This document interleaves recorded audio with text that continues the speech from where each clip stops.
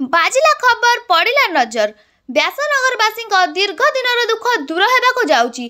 खबर प्रकाश पर एबे चेतिला प्रशासन। व्यासनगरवासी दुखरे साथ देला प्रशासन। दीर्घ दिन स्वप्न पूरण होगा जाऊँगी।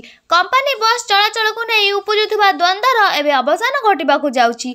कोरई विधायकों प्रचेषा आज केएनडीए सम्मेलन गृह में प्रशासन और कंपनी कर्मचारी को नहीं एक गुरुत्वपूर्ण बैठक अनुष्ठित होइथिला। एही बैठक में प्रशासन तरफ सहरर स्टाडियम निकट कोर्ट पछपट और थाना पछपट एही तीनोटी जगह को गाड़ी पार्किंग पर चिन्हट करा जाई अछि।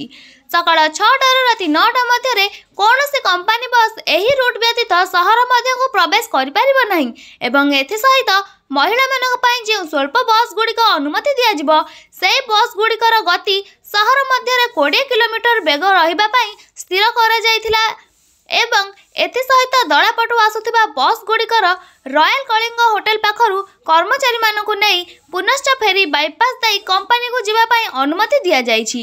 एही नियम 7 दिन भितर कार्यकारी करा जाई जनवरी 15 तारिख ठारू एही बस चलाचल करा जिवो नहीं विधायक कलिंगनगर अतिरिक्त जिलापाल सूचना दैछंती।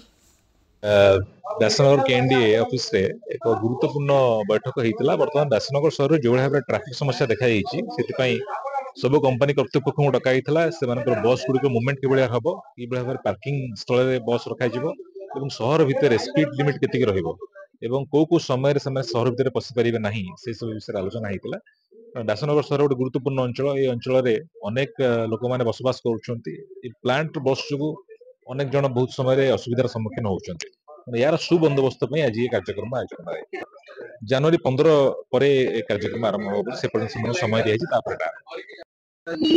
भितर पशिकी जो ट्रैफिक जाम होती आलोचना करागला जो बस गुड़ाक पार्किंग कर रोड साइड रे विरुद्ध में कार्यानुष्ठान ग्रहण कर निज निज डेजिग्नेटेड पार्किंग रे पार्किंग करेंगे निज ओन अरेंजमेंट करेंगे आ जोड़ा कंपनी बसेस आसपाई लोकेशंस दिगला से लोकेशंस गुड़ाक पार्किंग करेंगे टाउन भितर जो केतटा बस को अलाउ कर स्पीड लिमिट 20 ରୁ 30 जो छिड़ा करेंगे नहीं से बस गुड़ाक बस स्टॉप आइडेंटिफिकेशन सब जोटा कि आईआईसी और तहसीलदार करेंगे आइडेंटिफिकेशन से जगह बस स्टॉप हिसाब से यूज कर।